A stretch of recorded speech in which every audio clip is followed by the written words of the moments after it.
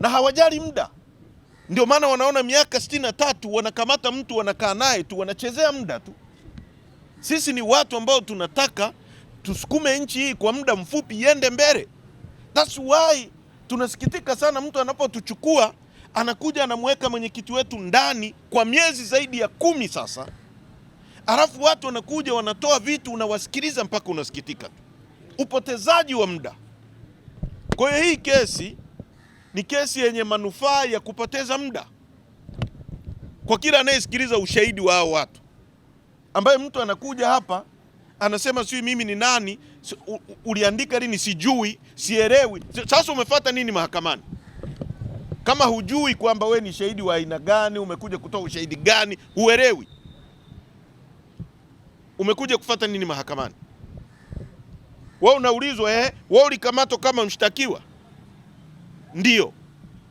Alafu hapa wewe huyo mshtakiwa umegeuka umekuwa shahidi.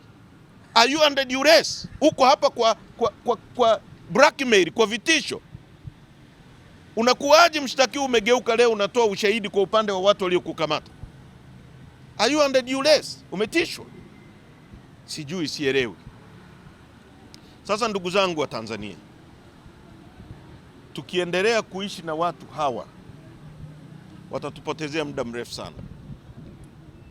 Hawa watu ambao wana fikra ndogo hivi hawezi kupanga hata shahidi. Ndio maana wanataka sisi tuamini kwamba ukichimba tundu la choo shuleni ni maendeleo, wakati nchi tulizokuwa nazo zinatengeneza tumeenda kununua Korea vichwa vya treni hivyo, tena hivyo vya zamani. Sasa hizi wana bullet ambayo inaenda kilomita 300 kwa saa. Saa moja tu iko Dodoma.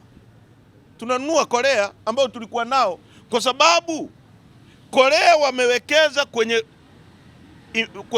technology, kwenye elimu. Sisi tunawekeza kwenye kuonea watu.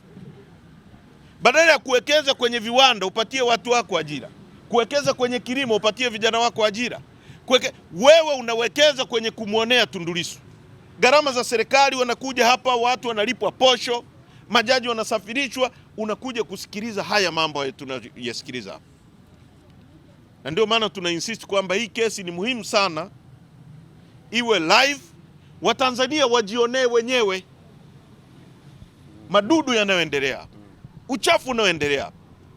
Ndio maana vitisho vinakuwa vingi, hofu, watu watarekodi au watu watatoa. Watu lazima wazungumze haya mambo ili yajulikane kwa umma. Hakuna siri hapa.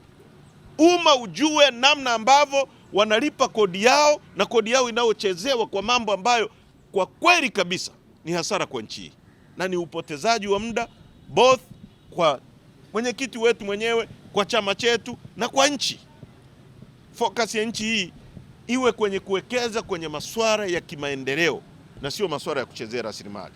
Na ndio maana na insist kwamba hawa watu wa serikali hii ambao hawawezi kupanga kesi na shahidi, hawawezi kupanga uchumi wa nchi.